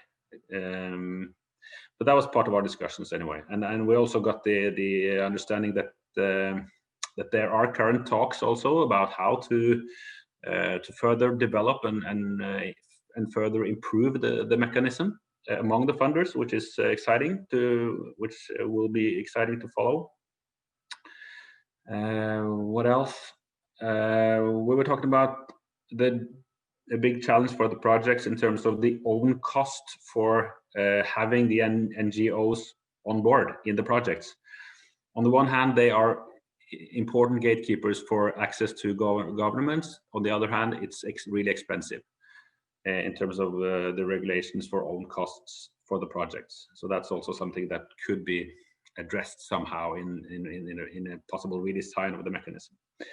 Finally, it was highlighted how it is important also for the projects not only to have money from the funders, but also to have their sort of guidance and to tap into their networks and to be sort of invited to different relevant collaborators and stakeholders locally through the funders. Also proved to be important. Well, that was what I had noted. Please supplement me if I've missed anything, the rest of the group. If not, I'll leave it with that. Thank you, Marcus. Thank you. What we are doing now is we will run through the presentation of every group. It's a lot of interesting, good points. I think all of you are raising, and we'll have some minutes by the end to have some plenary questions. So if you have any questions, please write them down in the chat. Meanwhile, we are listening to now room 4, which is Camilla Grime, Karsten Helgesen, Dr. Salah, Endre Elvestad, Gunvor Wilhelmsen, Solfrid Raknes, and Tor Halvorsen. And then it's me who has the honor to present. And when it comes to that mechanism, like I'm talking on behalf of one of the group members' companies working on helping children to go through schooling, even if with hearing difficulties, and to use sign language. And the other one was about the seeing problems, and that can create problems for learning and health. And me, myself, I'm working on mental health disorders and helping adolescents to prevent mental health disorders. So, and all of us, we acknowledge that having NORAD and the Norwegian Research Council and Innovation Norway kind of leaning towards this system when we are dealing with local partners and trying to reach further, and also to have the courage to go quite big with our ideas. That's helpful. Not only the courage, but also to get the possibilities to actually team up with the bigger partners and being taken seriously, and getting the time. So the bigger systems we can lean on, they really help us to make that possible. And maybe that's very special with this funding mechanism, where the Innovation Norway system and the NORAD and the Research Council goes together, because it gives kind of a good basis to work from. When it comes to success stories, I can join with what the other presenters have been talking about, like to working together with very local partners, as in the Seeing project here. They work very closely with the only pedagogical high or university who are dealing with these kind of problems in Tanzania. And what they experience is that they are not working so much on scaling up themselves, but they get help from doing this from their local partners. And they are obviously very proud of that. And they and that's the same with me and our projects. Like when we see that the local partners are doing very actively work to bring the ideas further, so that we are not like the only one who are like talking about this, but when adolescents themselves start spreading the technology and recommending it to their friends and actually actively advocate for the solutions, we get very happy with that. And that's not easy when it comes to mental health applications and to prevent suicides and such stigmatized taboo themes. And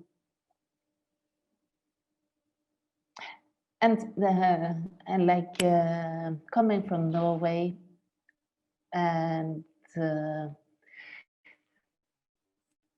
well, from a climate where not the same themes are stigmatized, that was also like a common theme from the project in our group that was dealing with hearing difficulties and the mental health difficulties. Like we can talk about values, but we also learn a lot. And research-wise, we learn a lot that is important in the countries we are working in, but also in Norway. That's it for now from Beirut. Thank you from Beirut. And also very important inputs. I think we move to the last group, which is Aliodia, Kakoko, Douglas, Henny, Tone, and Vito. I have the privilege of doing the presentations, and being the last one in the list, I think some of the issues that we discussed has already been covered, so I will skip some of the issues that we have covered. And we had a very nice discussions, and the SDGs that the project covered was mentioned. It was number 1, 3, 4, and 5 was the main SDGs that the projects were covering. And we started off with the challenges. Sometimes the challenges are most easy to identify when you start discussing. And one of the challenges was internet connectivity. The innovation might be based on internet connectivity, and that might not be as good as it should be in the rural area. And luckily, we also have Basic Internet Foundation who are dealing with that challenge. And also the issues of policy. The policy might be there, but there might not be mechanism to implement the policies. That might be lacking. So that's one of the challenges, that the policies are there in writings, but not the mechanism for implementation in real life. So one of the positive or the success is that from the project with the insurance, it's affordability, it's affordable, which is one major success. It's a quick payout from the insurance. It can be used with simple technology, simple phones, no smartphones. And you can learn from each other, because many people don't know about insurance. And but then they can learn from the neighbors or from friends that has been taking the insurance and getting a quick payout. And we also got examples from Togo on the collaboration between, or the close link between education and health, because when the children are in finishing off with the primary school, they need a birth certificate to get further on for their education. And if they are lacking a birth certificate, which many children do, they will not go further for their education. So now they implemented some procedures that the children are registered immediately after birth at the clinic, which shows the nice collaboration between education and healthcare sector, which has been real a success. And also for our project, we could see that the majority of the children with hearing loss, it was cases that could be preventable. They had airbags or untreated infection, which was the main challenge, which could be solved if we can address that in the healthcare sector locally. So again, the positive thing is the good collaboration, or the plans and the establishment of good collaboration between different sectors to solve problems in the communities. And it takes time to build the confidence, and it takes time to build the awareness, and it also takes time to implement services in real areas, in practical areas. So we need to be patient, but on the other side, we also need to be impatient in order to get progress.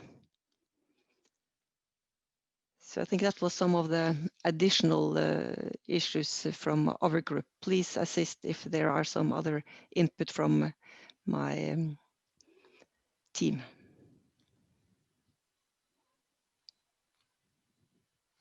No one has asked to for the word to say something. If you want to add some, we have some now 10 minutes to some general discussions or input. If there are more things you would like to kind of raise from the groups. I have one question that was raised by one of the groups saying that we are eager to scale when we have a good solution. And the question was directly to Innovation Norway. What is the plan and strategy from Innovation Norway for this scaling and good solutions? Could anyone from Innovation Norway reply to this?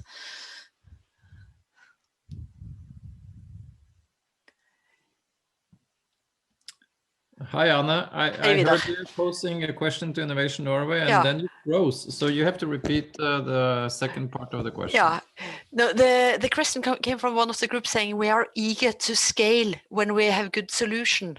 What is the plan and strategy from Innovation Norway? Yes, so I can share with you that we are in the process of going through the program mechanism together with NORAD in terms of continuing and expanding Vision 2030. And we are indeed looking into what measures we can add to the program to cater for scaling. There are some technicalities behind this because it's a little bit difficult according to the EU regulations to support scaling per se. But as long as there is a research and development component when you're doing the scaling, we might be able to support also scaling. So I can't really tell you what is the strategy, but we have received the feedback from the projects and we do see that one of the success factors is about scaling. So we're trying to see how we can add this component to the program. Thank you. For me, it seems like Josef, you wanted to say something? Yes. First, I'd like to thank Tune for the story of the internet access, which we've seen.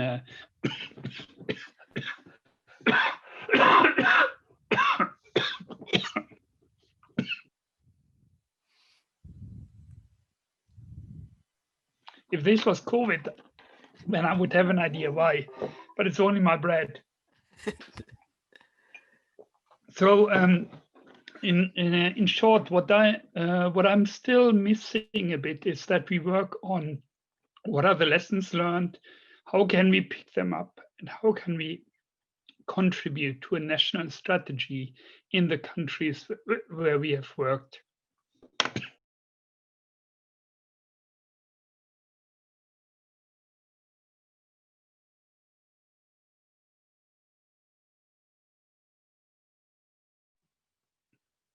I stop here. You stop there. Okay, thank you. Are there anyone that would try to reply to that question? I think it's a big one, or it's more of a reflection. If anyone else wants to say something, just raise your hand. Any of the panelists that want to kind of have some sum up? Vito, for example, do you have any thoughts of after this day and what you have heard? Yeah, I'm just brainstorming also because I'm learning a lot today. So thank you all for for sharing this very exciting projects. I guess I think what is very good, I think everybody's aware, I think, of the key issues, and I think there's also quite a good synergy between the projects and the funders. I was also pleased to hear some of the focus on equitable partnerships and similar issues also from the funders. Perhaps if I can be a bit more politely critical, or stimulate you further, but not, I'm sure it's there, but I just didn't hear it. I'm thinking about what a bit more of a strategic approach. I mean, we are in a world where these geopolitics are changing by the minute. There are new repositioning. There are different superpowers. What is our strategic goals here? Where do we see Nordic cooperation, Norwegian cooperation in both business and NGOs going 10, 15 years from now? And how do you think your project is going to help with that? So I know it's a big question. I'm not expecting you to sort it out in 5 minutes, but that would be just my provocation for the end. Thank you very much. Would also like Ali, are you still here, and would you like to kind of sum up or give some reflection after what you have heard today?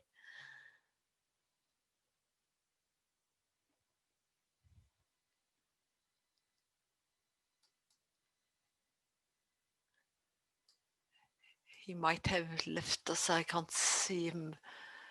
Yeah. Yeah, and Dr. Salah, do you want to? Yeah. Yes, first of all, I'm very much very happy for this meeting today. I've learned a lot, and especially for when we're talking about innovation regarding to the health aspect, to us is very important area, and this COSTECH is we give them the priorities. For the innovation connected to health issue, this is very important for the betterment of the disabled children and adults. So I would like to ask or to request from the development partners to support this kind of innovation so as we can assist the disabled. But also, as I said, that we have many innovation coming up now from the youth, and is very helpful for them to connect with the employment. So it will be very much appreciated if they get support so they come of the commercialization of their products. So thank you very much for this meeting today. Thank you very much. We are moving towards the end of this webinar, but for the last kind of 15 minutes, I would like to ask two of the colleagues from the formative evaluation to give their kind of reflection and sum up of the day. So first, I will give the floor to Graciela.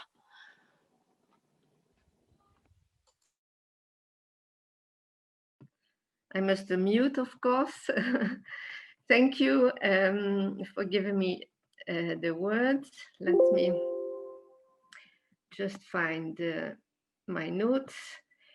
Yeah, I was asked to sum up about this webinar about how can innovations promote sustainable development, and what are the experiences and lessons from the Vision 2030 program so far.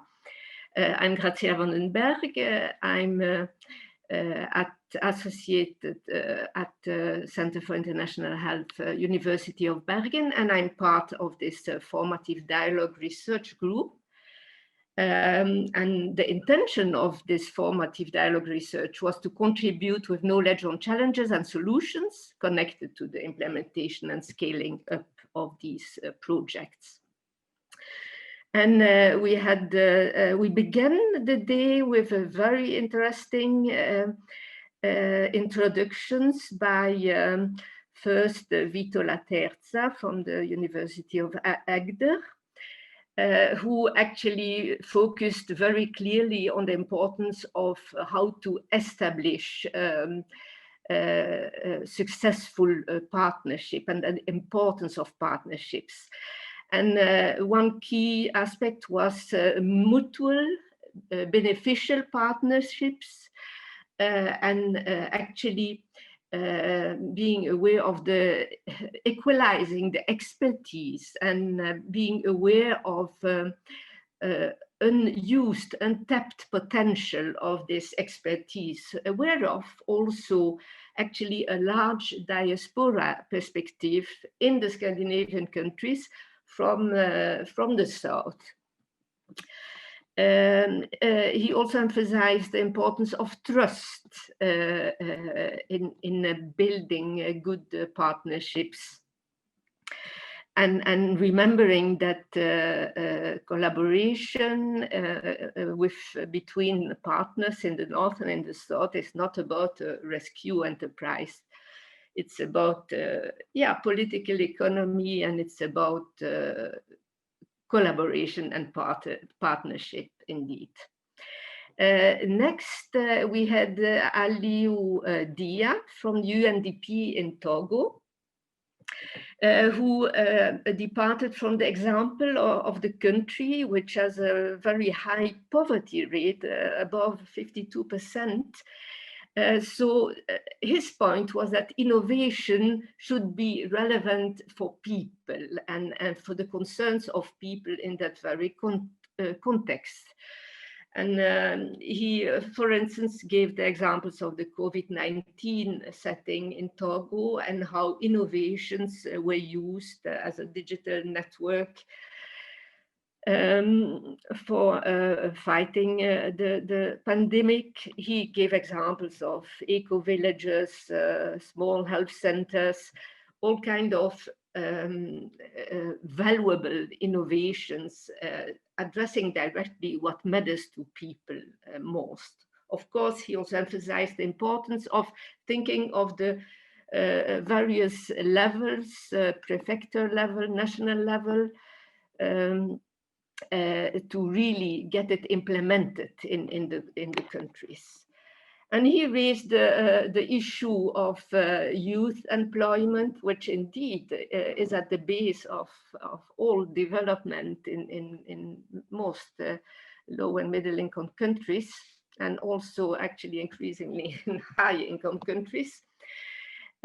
So he viewed about the importance of national bodies of innovation in coaching youth, laboratory for youth. He gave examples of social protection.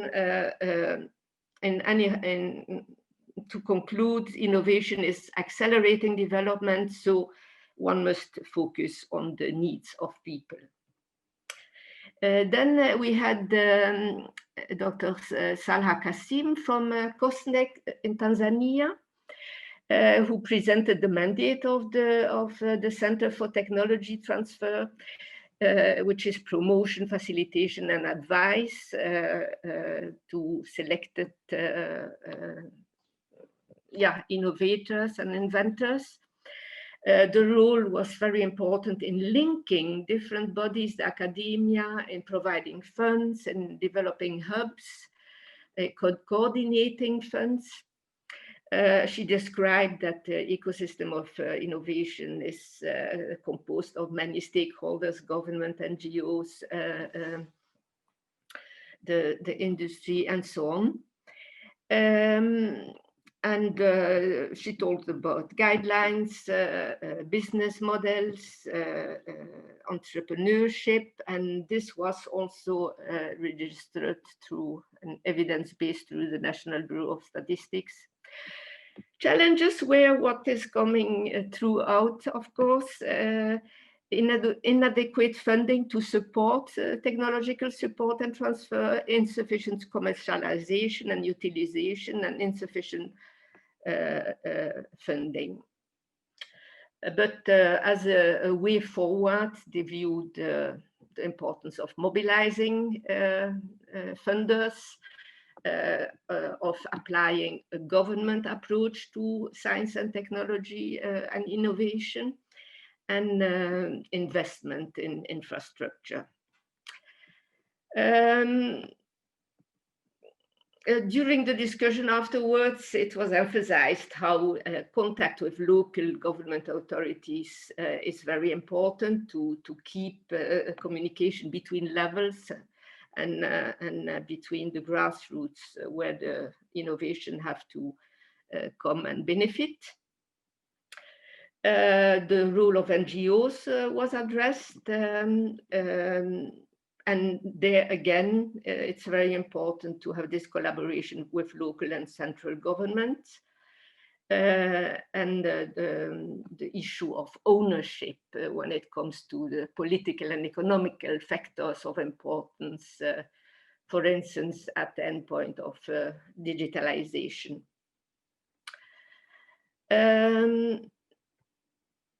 There were questions and answers during this session, which I think you also wrote and got answers to in the chats. But the next session was the funders' point of view, and NORAD and Norwegian Research Foundation and Innovation Norway presented their view on how the Vision 2030 program fit in the broader agenda and contribute to the sustainable development goals in the Global South.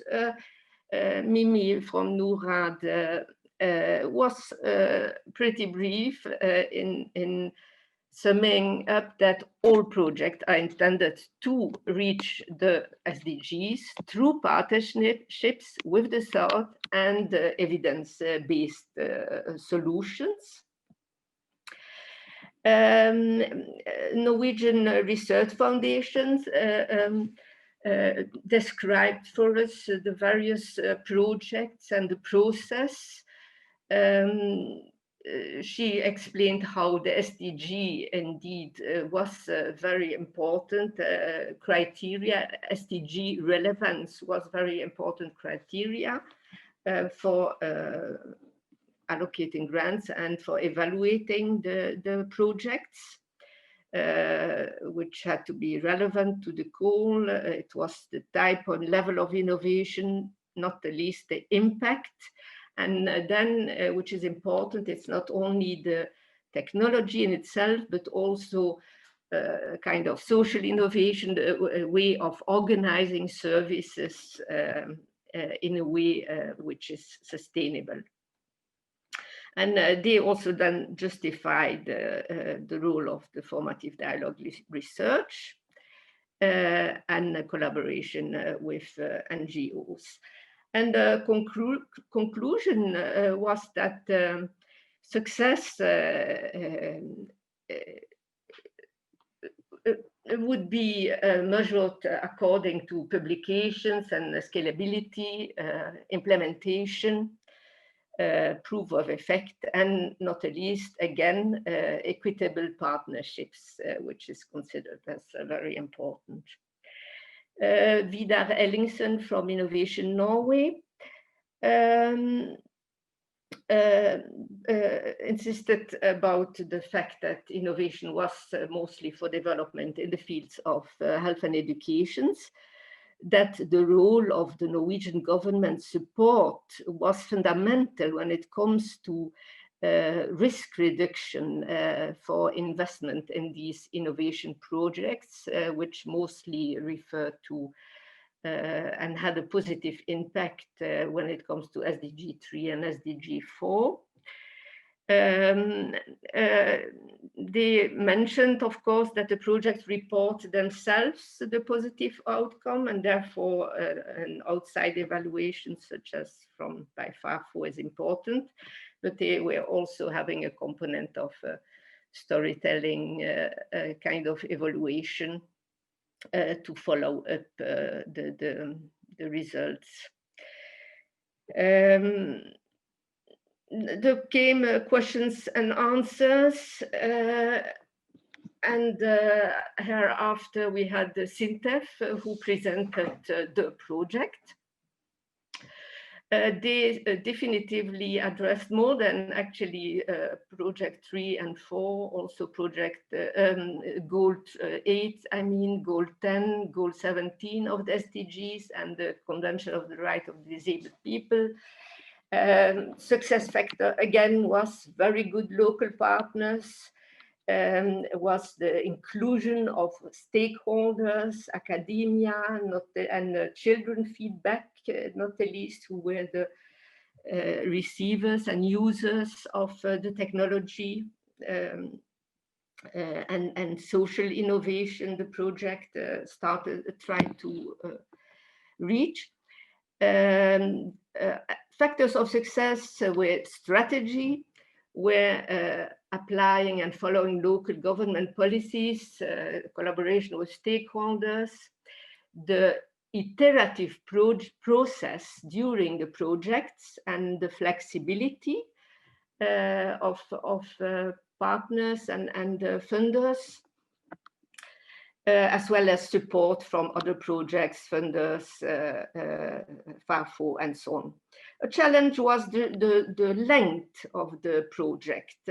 5 years is not sufficient. Sorry, Graciela, to interrupt. Yes. You have spent your time more or less. Yes. So, okay. So if you can round off, because Tor also would like to say some yes. Final words. Yes, well, it was only the last one actually, and the conclusion was that for all partners that it's important to have local partners, local partnerships, and local stakeholders at all levels and interacting closely, which is somehow coming back to what the introducers said about local partnerships and the local collaboration. Yes.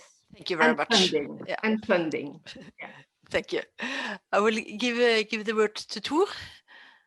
Yes, I will be very short before Marcus is finally thanking us all. It's been a very good seminar, a very inspiring meeting. And my role is to look forward to think how we can utilize this program in the global discourse on development. And as Zlata mentioned at the start, if I remember right, it's a unique, the Vision 2030 program is unique, not only because it's one of the first initiatives that took the SDG goals serious and the UN agenda for transformative shift serious, but it also has systematically followed up this link between the Vision 2030 and the SDG goals. You muted yourself, Tor. You have to unmute yourself. Sorry, it was not an attempt to censor myself. We live in a global world where we have about 60–70% of the global population with a leadership that denies any interest in the SDGs. We live in a world where the big powers are competing, particularly for Africa. We live in a world where the social justice thinking that Norway, the Norwegian or the Nordic community is promoting has very little leeway these days. So my reason for saying that we, despite whatever adjustments we might think we need for this particular funding mechanism, I think it's very important for us as a formative research group and together with you in the different projects to show the value of this initiative and this way of working within the development field. The SDGs and the UN agenda for transformative change calls for a new development model where the social and the environmental issues are guiding the economic development. We have here a number of smaller projects that are all taking into consideration social issues, environmental issues, and that utilize, you might say social technologies, including the ICT, for promoting their purposes. And this in itself is unique. An attempt to show that the social and the environmental issues are guiding the economic or the entrepreneurial innovative behavior is in itself unique. So I think for the future, and now I will stop so you can get the last words. In the future, we need to think how we can present this mechanism as a development strategy, development way of promoting the SDGs, way of promoting the UN agenda in a way that may give results. And then we come to the scaling up.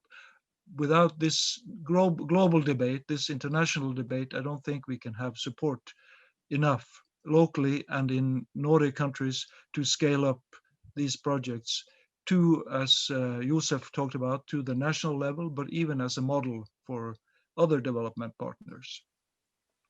And I'm very much aware of Vito's argument that we need to,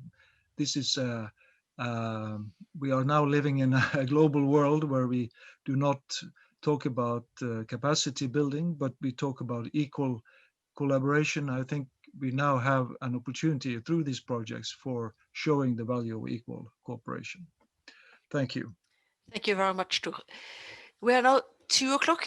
So the very last thing we will do, I will use the opportunity to thank everybody, and I will ask Tevodos just to share one final slide for the upcoming activities.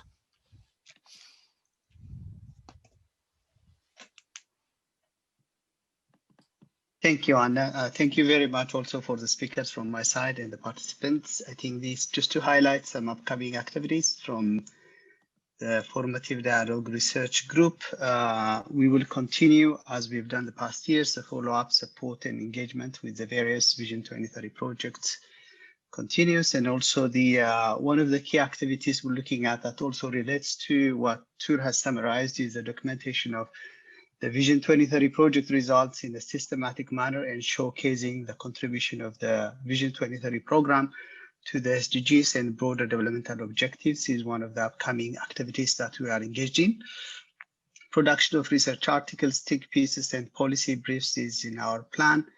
There is also the 6th biannual formative dialogue meeting planned in the spring 2021. The project also concludes with the final annual conference now planned for November 2021. So these are some upcoming activities from our side. We'll keep in touch and we'll stay tuned for developments from our side. Back to you, Anna. Thank you. Thank you. And I will just then thank everybody for participating. We are 35 people that have been here throughout the whole meeting, which is excellent. And I thank you very much for each and everyone for contributing and participating. And I hope to see you again soon, and we keep in contact. And as we said, please contact us if there is anything. I will ask all the presenters that have used any PowerPoints if they will allow us to share it with the other participants. Please send it to me. We have also recorded this meeting, and we'll keep it at least for. I think it will be possible then to share it unless anybody protests of having their presentation shared. If anyone has will not like to have it shared, please let us know. If not, we'll make this available for. We know also there have been someone that had problems with logging on, so they have asked to have a look at the recording. Thank you, everybody. Just a small practical issue for the formative evaluation group. If you can keep online after the others have logged off, that will be fine. Marcus. Thank you. Thank you. Thank Bye-bye. you.